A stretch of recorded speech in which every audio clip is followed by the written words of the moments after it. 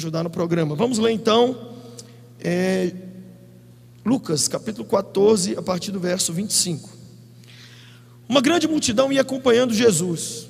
Este, voltando-se para ela, disse: se alguém vem a mim e ama o seu pai, sua mãe, sua mulher, seus filhos, seus irmãos, suas irmãs e até a própria vida mais do que a mim, não pode ser meu discípulo. E aquele que não carrega a sua cruz e não me segue, não pode ser meu discípulo.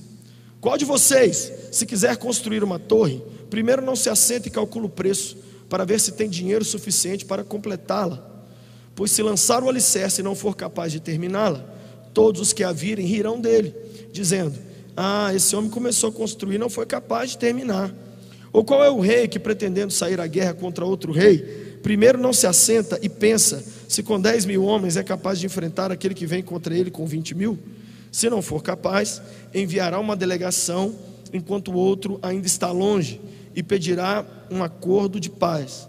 Verso 33, último verso: da mesma forma, qualquer de vocês que não renunciar a tudo que possui, não pode ser meu discípulo. Pela manhã eu falei sobre treinamento, eu falei sobre deixar Jesus te treinar. E eu nasci num lar meio evangélico. A minha mãe era cristã e meu pai não. E eu fui levado para a igreja desde muito cedo. E eu queria então, nessa segunda parte aqui, falar com você alguma coisa sobre o que é que eu tenho aprendido desse treinamento até agora. O que é que Cristo quer nos ensinar nessa escola do deserto? O que Ele quer colocar dentro de nós? O que Jesus quer fazer de nós? Porque uma coisa é você saber que você tem que ir para uma faculdade, outra coisa muito diferente é você sentar lá e aprender a matéria. Então, no primeiro momento eu falei da necessidade de se deixar treinar. Diga comigo: eu preciso. Não, só que aí vem o Thales aqui, vocês gritam muito mais, né? Diga comigo: eu preciso deixar o Espírito de Jesus me treinar. Então isso você tem que ter na sua cabeça. Agora, o que é que Ele quer nos ensinar? O que eu vou falar aqui agora é um resumão do resumão do resumão do resumão. E é uma das mensagens que o Senhor me deu que, assim, eu mais aplico à minha própria vida. Essa história aqui é muito interessante. Jesus estava andando assim, olha, e atrás dele uma multidão. Não era 100 nem 200, era muita gente. E eu creio que Jesus então olhou pelo retrovisor e viu que tinha gente demais. Quando ele viu que tinha gente demais, ele parou. Diga comigo: tem gente demais. Gente, hoje, qualquer gol que sai no Brasileirão, todo jogador é crente. Vocês já viram? Todo mundo converteu. Todos fazem gol e saem assim. Todo mundo que luta no MMA, todos os seres vivos do MMA são crentes. Quem já viu isso? Todos. Eu quero agradecer o Senhor Jesus, que com a cara toda arrebentada. Eu quero agradecer os socos que eu ganhei aí do Espírito Santo. Parece políticos convertendo, artista convertendo, todo mundo convertendo. Diga comigo: tem gente demais. O nome de crente está ficando muito comum no Brasil, tanto é que pela primeira vez no censo religioso do IBGE, que saiu há quase um mês atrás, apareceu pela primeira vez aquela famosa categoria que todos nós sabíamos que ia aparecer uma hora, mas agora apareceu, que é o evangélico não praticante. Então existe agora o evangélico não praticante. Um evangélico não praticante é a mesma coisa de um flamenguista vascaíno. Se anula. É um gremista internacional. Não existe esse ser, porque cristianismo é prática. Se a pessoa não é praticante, ela não é cristã, porque cristianismo, ao contrário de outras religiões, não é uma filosofia, nem uma forma de pensar, nem uma teoria, nem uma conversa de pó de boteco. Cristianismo é um negócio que você faz e não um negócio que você pensa. Diga comigo: cristianismo eu faço, não é pensar, filosofar. Você quer ver o grupo de pessoas que eu estou com mais raiva deles no mundo hoje, em qualquer camada da sociedade? Os teóricos. Fica sentado imaginando um monte de coisa, mas não põe a mão na massa. Gente teórica me dá bolinha, me irrita muito. Você quer ver o pior palavrão que você pode ser xingado no mundo hoje? De potencial. Ai, fulano é um potencial. Vou traduzir o que é isso. É um idiota que só está com a vida freada como está, porque ainda não decidiu largar a teoria e ir para a prática. Então te chamar de potencial, xingar você de palavrão é muito melhor do que te chamar de potencial. É chamar você de imbecil.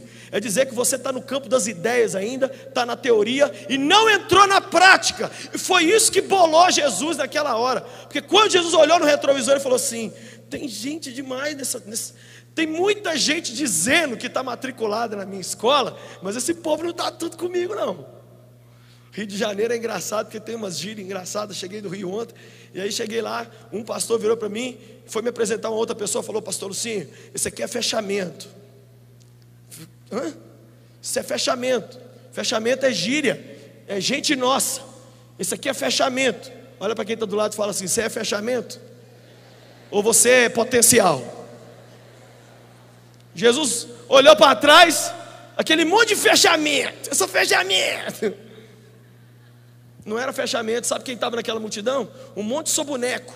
Aí eu vou para a galera, um monte de gente indo para a galera, mas não estava ali para aprender nada, não sabia nem o que o mestre estava falando. Se Jesus caísse num abismo, isso fosse para o inferno, ia todo mundo atrás. Não está sabendo de nada. Está na geração do oba-oba, do uhul, onde é que nós estamos indo aqui? Não quero saber também não, mas vamos embora. E Jesus ficou muito... Ele parou, porque era uma multidão. Tem uma multidão aqui hoje. E Cristo então voltou-se para essa multidão, e Ele tentou explicar para eles a diferença entre ser fã e ser discípulo. Ele tentou explicar para eles a diferença entre tratá-lo como Salvador e tratá-lo como Senhor. E é basicamente isso que eu acabei de falar aqui agora, que eu tenho aprendido aos pés do Senhor, em anos aí caminhando com Ele, tenho muito para aprender, mas é isso que eu queria compartilhar com vocês, só para te incentivar a seguir nessa caminhada. Jesus olhou para todo mundo e falou: moçada, pega uma caneta Bic aí, um papel, vocês vão anotar aí 4 coisas que fazem você deixar de ser mais um da multidão e se tornar de fato alguém que é meu discípulo. Jesus nessa tarde dispensa os fãs. Quem é fã? Fã é uma pessoa que tem uma relação de amor e ódio com o seu ídolo. Você pode ver John Lennon. John Lennon foi morto por um fã. O cara amava Lennon num dia, no outro meteu uma bala na cara dele em 1980. O Chapman não se lembra de ter matado Lennon, mas ele dizia que tinha dia que ele amanhecia amando Lennon, tinha dia que ele amanhecia com ódio de Lennon. É assim que muitas pessoas tratam Jesus, uma relação de amor e ódio. Cristo faz o que elas querem, ele as ama. Não faz o que eles querem, já fica cheio de interrogação e com raiva e querendo rifar Jesus. E o erro básico da caminhada cristã reside no fato da gente não enxergar Jesus como Ele realmente é. Cristo não é só nosso Salvador, Ele é nosso. Ele é nosso.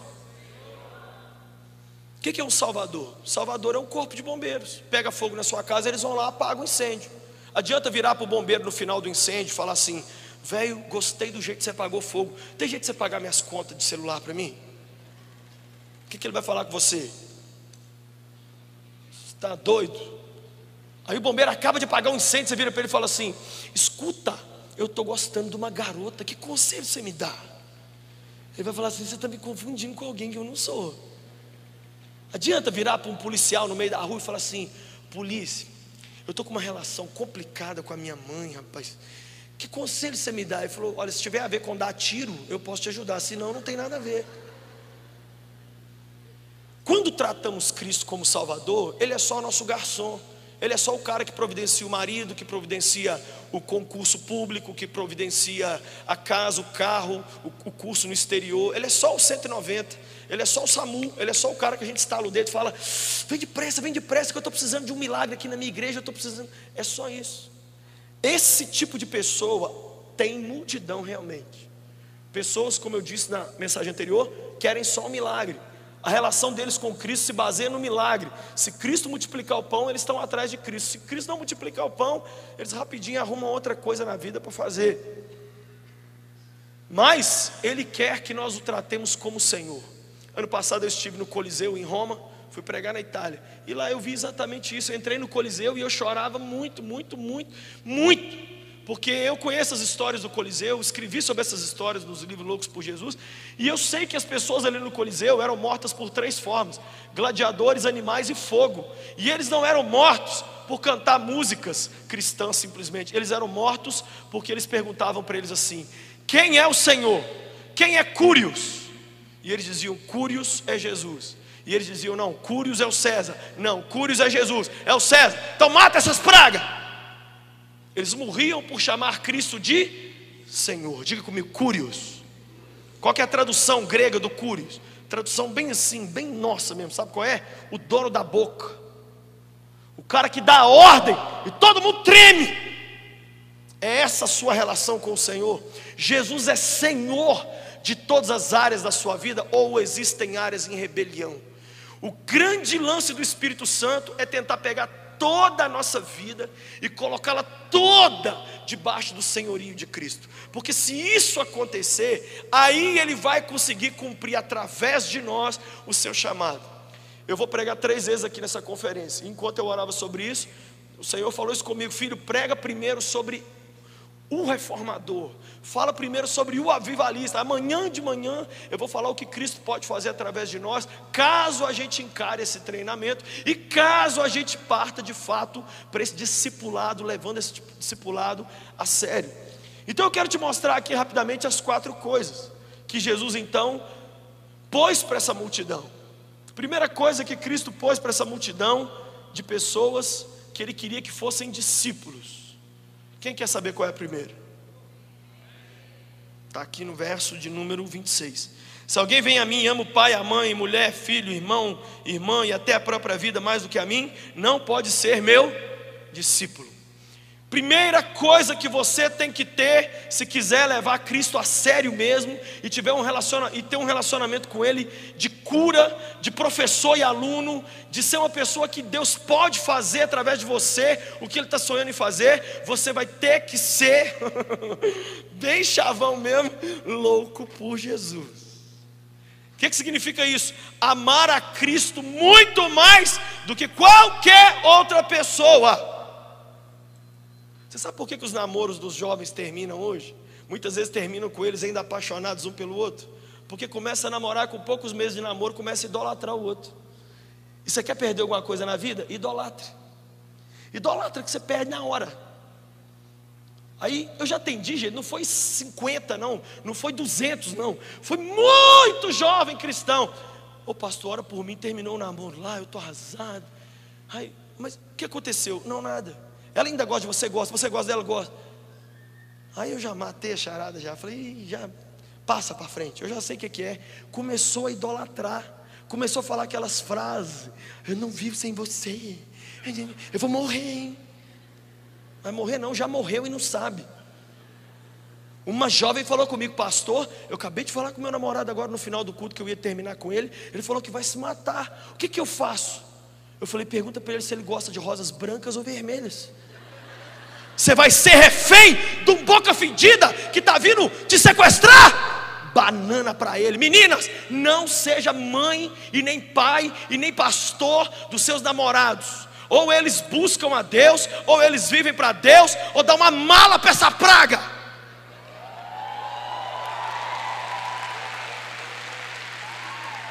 Mas quem está errado na história são as meninas, porque elas ficam: meu bem, vamos para a igreja.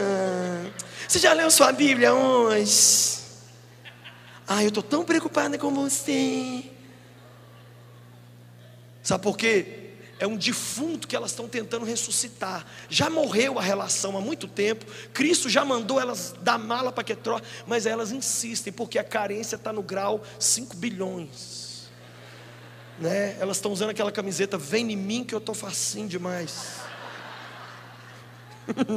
Não é todo mundo. Fica calma, irmã que está nervosa aí, psicopata.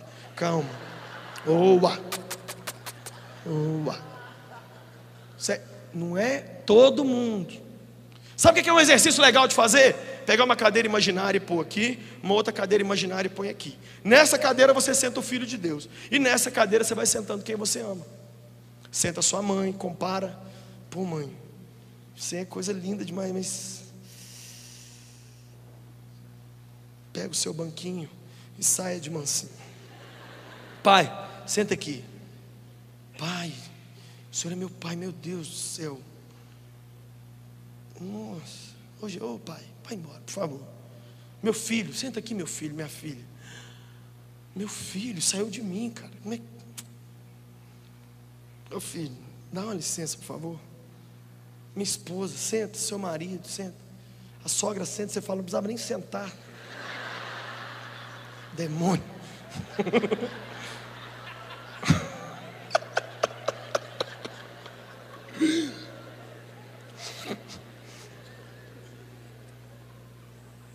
Você ama Jesus mais do que todo mundo? Eu estou perguntando de verdade. Não vem com esse amém de boca murcha para mim. Um dia eu estava orando, falando para Deus o quanto eu o amava. Jesus, eu te amo. Jesus, eu te amo. Jesus, olha, eu vou explodir, cara. Você já sentiu tanto amor por Jesus que você achou que seu peito ia estourar? Você já sentiu aquilo que o Thales vai cantar aqui daqui a pouco? E arde outra vez no meu coração. Qual que é a sua relação de amor com Jesus, hein? O último verso de Efésios sempre me faz chorar. Eu tenho que ser muito macho para citar o último verso de Efésios sem chorar. Que a graça do Senhor Jesus esteja com todos aqueles que amam o Senhor com um amor que não tem fim. Seu amor tem fim. Seu amor tem freio. Como é que está o seu amor por Jesus hoje? Jesus um dia endoidou com uma igreja inteira, uma igreja maravilhosa, chamada Éfeso. Ele falou: Éfeso, vocês repreendem os falsos profetas, vocês estão fazendo ação social, vocês são uma igreja de doutrina, igreja maravilhosa, mas eu estou doido, porque vocês pararam de me amar, como no início. Eu preferia que vocês não tivessem nada, mas quando pronunciasse meu nome, rolasse lágrima nos olhos. Eu virei só mais uma coisa legal dentro da igreja. Você ama Jesus? Como é que está seu amor por Ele? Eu sou um cara, gente, que eu não tenho muitos dons. Eu não sou teólogo. Eu não sei nem porque eu estou nesse programa de resposta. Eu falei com o povo lá, gente, eu sou superficial, igual essa geração. Uma pessoa falou para mim assim: você não acha que você é muito superficial? Eu falei: sou. Eu sou superficial, Deus já me falou que eu sou. Mas se eu fosse profundo, eu não atingiria essa geração, porque essa geração é superficial. Então eu tenho que ser igual a eles, para eu comunicar no nível deles. Mas eu tenho uma coisa dentro de mim. Eu tenho dentro de mim um amor por Jesus que, olha, é uma coisa que me consome. Aí eu estava conversando com Deus, falando: Deus, eu te amo. Jesus, olha, eu sou muito doido pelo Senhor. O Senhor é muita loucura para um cara só. Falando, orando. E Ele falou assim: que tanto você me ama? Foi Jesus, é o seguinte. Aí eu falei para Deus assim, porque minha mãe morreu, minha mãe era crente, e a minha mãe era a pessoa que eu mais amava, e ela foi para o céu. Minha mãe muito cristã, e eu sinto muita falta dela, porque ela é muito igual eu. Falei: Jesus, eu te amo o seguinte tanto. No dia que eu chegar no céu, o Senhor, por favor, coloca minha mãe e o Senhor na porta do céu. E quando eu chegar, eu vou passar dando cotovelada na cara da velha. Eu não vou nem olhar na cara dela, e eu vou cair nos teus braços, assim, um pouco tempo, uns 5.000 anos, e eu vou ficar te beijando, te abraçando, te cheirando. E se o Senhor não falar, respeita a sua mãe, eu não vou nem olhar na cara dela a eternidade inteira, porque o Senhor tem sido muito mais mãe, muito mais pai para mim, do que meu pai e minha mãe juntos jamais foram ou serão. Esse é o tanto que eu te amo. O Senhor não é um negócio um pouquinho acima dos outros, o Senhor não é um negócio um pouquinho além. Não! Tem um negócio muito doido dentro de mim. Quando eu penso que Ele era Deus, não precisava descer aqui nessa latrina, nessa lata de lixo emporcalhada, e morreu naquela cruz, por causa desse idiota que está aqui, que só ofendeu Ele com seus pecados. Quando eu penso nisso, velho,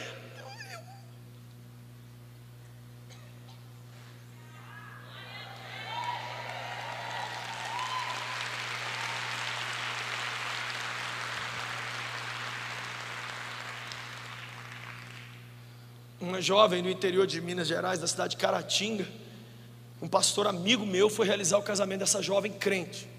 E essa jovem, como muitas que inclusive estão aqui nessa tarde, estava muito na tábua da beirada. E essa menina estava tão na tábua da beirada que ela apaixonou pelo rapaz da faculdade, não crente, mas muito bom, moço bom, né? Casar com gente boa, gente, então casa com o Dalai Lama, poxa, entendeu? Casa com a Madre Teresa, ninguém quer. Ah não, mas o moço é bom. Tem que ser bom mesmo, gente mal tem que ir para cadeia, caramba. Aí achou um moço bom e falou com ele: só que eu sou crente, cara, para eu casar com você, você precisa de converter. Ah é? O que é converter? É ir na igreja e levantar a mão. Aí ele foi na igreja, ficou do lado dela no culto, falou: que hora que é para levantar a mão? De verdade, isso é de verdade. Ela falou: agora. Ele levantou sim, aí foi na frente, nunca mais voltou. Mas isso aí foi o suficiente para ela justificar o casamento. No dia do casamento, veio andando, aí o velho veio, entregou a menina para o cara pegou a menina. Quando pegou a garota e veio caminhando, ele disse no ouvido dela assim, até chegar no altar: ó, eu nunca mais vou deixar você voltar numa igreja evangélica. Essa é a última vez que você volta aqui, acabou. Chegou no altar, esse pastor que eu conheço fez o casamento, e no final falou: Felisbino, você aceita a chifronésia como sua legítima coisa? Sim, senhor. Senhor coisa, a senhora coisa, aceita o Felisbino? Ela falou assim: me dá o microfone um minuto, pastor. Pegou o microfone assim, com um buquê na outra mão, colocou o buquê na cara dele e falou assim: deixa eu contar para vocês uma coisa. Eu estava entrando aqui, sabe o que esse rapaz falou comigo? Que eu não vou poder voltar na igreja. Olhou para ele e falou assim: quem você acha que você é para entrar na minha vida ontem e vir concorrer com o grande amor da minha vida? Você faz um favor para a humanidade? Você faz um favor para a humanidade? Casa com aquela gorda varizenta daquela sua mãe. Pegou o buquê, jogou na cara dele e saiu.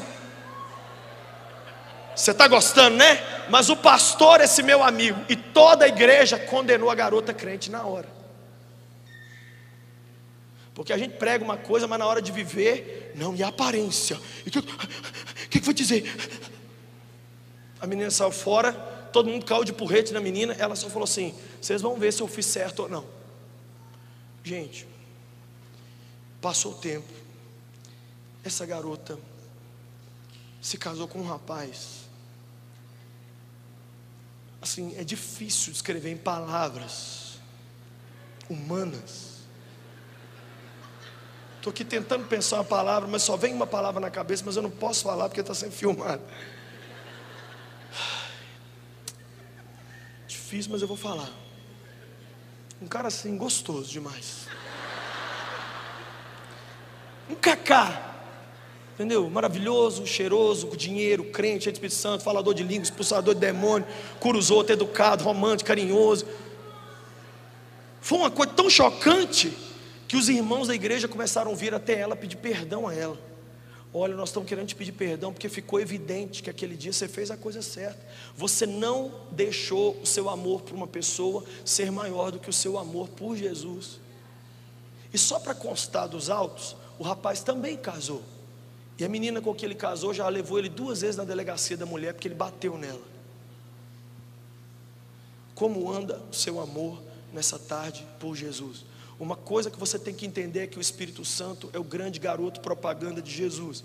E se você sentar na sala de aula do Espírito Santo, uma tecla que ele vai bater nela todo dia, todo dia, todo dia. Ele vai te treinar para amar Jesus o dia inteiro, todo dia. Ele vai falar: Lucinho, como é que está o amor? Como é que está o amor? Como é que está o amor? Hein? Como é que você está amando o Filho de Deus? Porque esse é o único assunto do Espírito Santo. João 16 diz que o Espírito Santo, ele é o garoto propaganda de Cristo. Ele só fala de Cristo. Tudo do Espírito Santo é Jesus. Se você está vazio dele, você não fala de Cristo. Mas se você se encher desse Espírito e sentar na sala de aula dele, inevitavelmente o seu amor por ele vai lá para as alturas.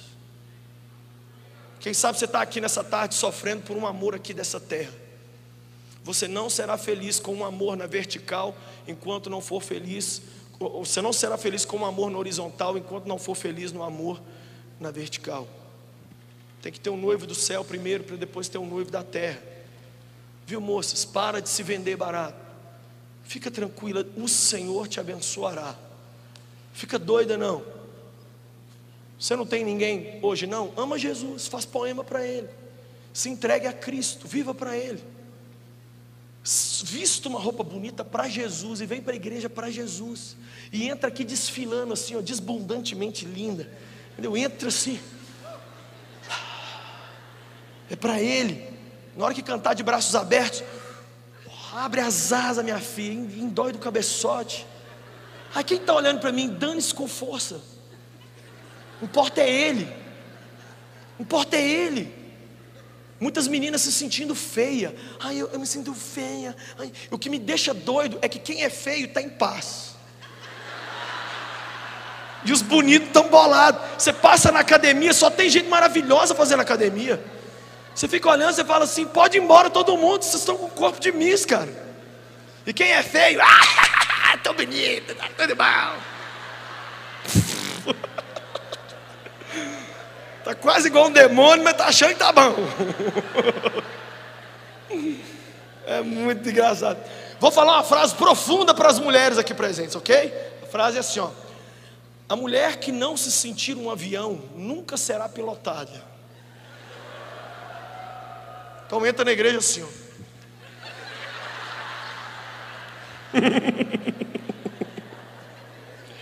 Isso vai sair, né? Meu Deus do céu. Sabe o que é mais legal? Eu prego, depois o Dr. Miles prega. Yin Yang. Só o JB para fazer um trem desse.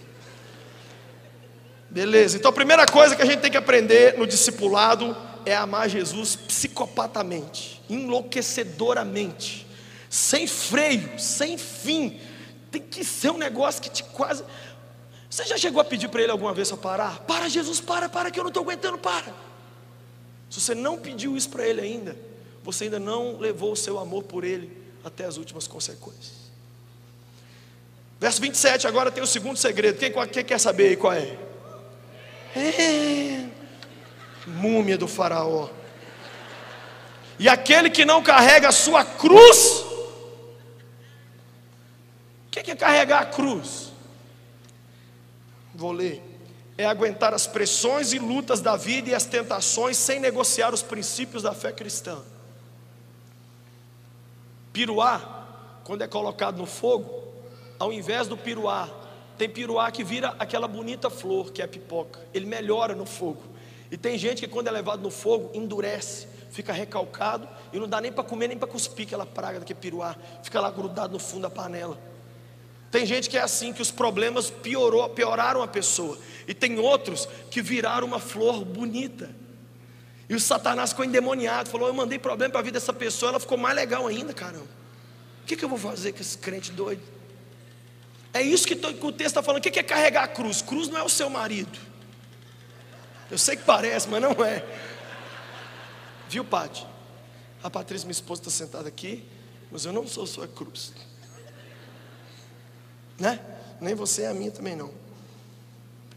E aí eu conheço um jovem, que esse jovem inventou um ditado, que pegou lá na igreja toda. O ditado é o seguinte: que vontade de pedir 5 minutos para Jesus. É o seguinte: esse menino, ele é muito nervoso, ele anda armado, mas ele é crente. Mas ele não pode ver ninguém que ele fica com raiva da pessoa assim, só porque ela está existindo, ela existe. Ele estivesse aqui, olhasse para esse menino, câmera aqui, e falasse: meu nome, que raiva, vontade de dar um tiro nele. Ai. Por que, André? E ele fala fino: ai, pastor Lucinho, não estou aguentando não. Ai, meu Deus do céu, olha ali, ai, vontade de pedir 5 minutos para Jesus, viu? O que é pedir 5 minutos? Eu e você temos uma cruz para carregar. Pedir 5 minutos é uma outra forma de dizer que vontade de largar os princípios do cristianismo aqui. 5 minutos, pega esse miserável, socar a cara dele, aí eu volto.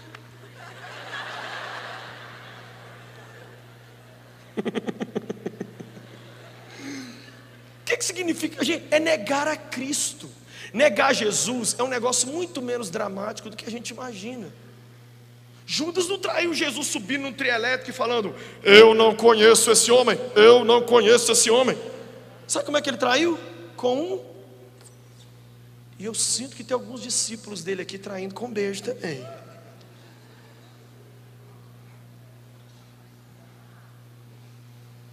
Trair Jesus é aquele filminho de madrugada, você está mudando o canal, aí aparece lá, ai, você fala: meu Deus, olha que pecado, olha onde o mundo chegou, Senhor, meu Pai de amor, o mundo está perdido. Isso chama-se alta traição ao Filho de Deus. Um jovem que eu conheço, amigo, No primeiro dia de faculdade, o professor meteu um murro na mesa e falou: tem algum crente aqui? Já imagina um cara entrar no primeiro dia de aula sem falar oi, nada, e meter um tapa na mesa, Universidade Católica: tem algum crente aqui? Tem algum crente? Tem alguém que é crente? E todo mundo... Ninguém levantou a mão, nem o meu amigo lá. É doido, vai te apanhar na cara. Aí é preciso estar no treinamento para levantar a mão, né? Ele não estava. Não levantou a mão. O professor falou: porque eu sou crente. E vai ter oração aqui nessa sala de aula o semestre inteiro. Não me importa se isso aqui é igreja, negócio católico, não. Viu? Eu sou crente e não zoa com crente, não. Senão, eu arranco a cabeça. O menino começou a chorar e me procurou: pastor, eu neguei Jesus. Você acha que eu neguei Jesus? Eu falei: não, não acho, eu tenho certeza. Acho não, eu sei que você fez isso. Para mim, o que é negar Jesus? Quer ver uma das maiores traições que alguém pode fazer a Cristo? É passar 24 horas sem ler um capítulo da Bíblia e sem orar. Isso para mim é cuspir na cara de Jesus. É dizer para Ele: eu não preciso do Senhor para fazer nada. Aí fica você o dia inteiro na internet fazendo nada. E aí, velho, qual é aí? Toda hora dando F5 naquela praga, mas não dá F5 na sua alma. Não atualiza a alma. O que é atualizar a alma? É ir lá orar, é derramar suas doenças diante de Deus, é ler sua Bíblia. Irmão, leia a Bíblia, caramba. Os heróis da fé morreram por causa desse livro. Aí o livro chegou na nossa casa, a gente só usa ele igual Axe. Eu gosto muito do pastor Silas, que nos programas dele, eu fico assistindo ele traduzir a Bíblia. O imbecil, vai ler sua Bíblia, miséria. Muita gente deu sangue deles. Eu estou me lembrando aqui de uma menininha chamada Rankin, que em 1555 foi emparedada na Inglaterra, só porque acharam ela com uma Bíblia. Idade da garota, 12 anos. Nega que essa Bíblia é sua. Não nego. Nega que é, não nego. Cai para dentro.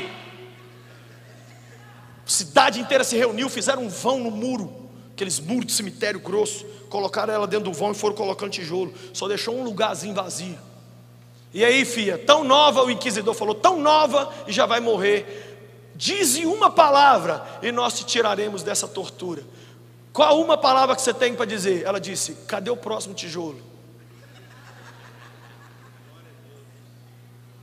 Mais tarde tiraram os ossos dela do muro e colocaram no próprio cemitério de Burke.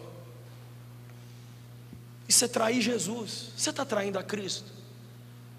Na Armênia, no ano 325, tinha 40 soldados romanos que eram chamados de Legião do Trovão. A Legião do Trovão eram esses 40 soldados cristãos que tinham o respeito do imperador Adriano, mas depois subiu ao poder um outro imperador, Diocleciano, e Diocleciano odiava crente, Adriano amava. Então os caras tinham moral enquanto Adriano estava vivo. Quando ele morreu, acabou a moral. Diocleciano mandou uma ordem para o governador da região: faz esses 40 soldados se dobrarem diante dos deuses de Roma. Então o governador chegou e falou: adoro os deuses de Roma. Qual foi a resposta dos caras? Vamos não. Arrancaram a roupa deles. 600 soldados romanos arrancaram a armadura deles e colocaram eles nus dentro de um lago congelado, na Armênia, no ano 325. E são algumas das histórias que estão no livro Loucos por Jesus. E aí, vai negar não? Nós não vamos negar, tio. Está entendendo não? Não vamos negar. Nós não negamos nem o rei da terra, nós vamos negar o rei do céu. E o Cândido, que era o líder deles, começou a falar: gente, fica firme, hein? Não baqueia não, não amarela não, hein? Nós vamos vencer essa luta contra Satanás. Se tiver que morrer, demorou. E os 40 ali cantavam, ia aquela guerra. Aí o governador mandou trazer bacias de água quente, e colocou bacias de água quente ao redor do lago, e falou: gente, vocês são lindos. Que lindos. Pode vir tomar banho quente. Aí quando eles começaram a sair do lago, ele falou: só negue a Cristo antes. Voltaram todos para o lago. Governador, vai dar banho na sua mãe com essa bacia aí.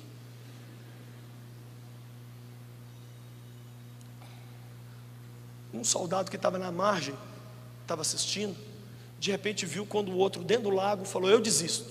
E um dos 40 saiu e tomou banho quente. Um que estava na margem viu aquilo, tirou a armadura e entrou no lugar dele e falou assim: mas eu sou soldado de Cristo, eu vou parar com essa palhaçada, se tiver que morrer eu vou morrer. E entrou para o lago e ficou lá. Em poucas horas, todos eles já estavam bem aquecidos nos braços de Jesus. E o cara que saiu, o desertor, foi morto do mesmo jeito. A pergunta é a seguinte: você vai largar sua cruz por algum motivo? Sabe uma coisa que está na cabeça de muito crente? Eu estou me esforçando, eu estou trabalhando para Deus, eu estou me dedicando, e parece que as respostas de quem não ama a Deus chegam rápido, e as minhas nunca chegam. Eu vou te dar mais um tempinho, tá, Jesus? Mas eu estou, estou vendo, hein? E se não rolar nada, eu vou pirar.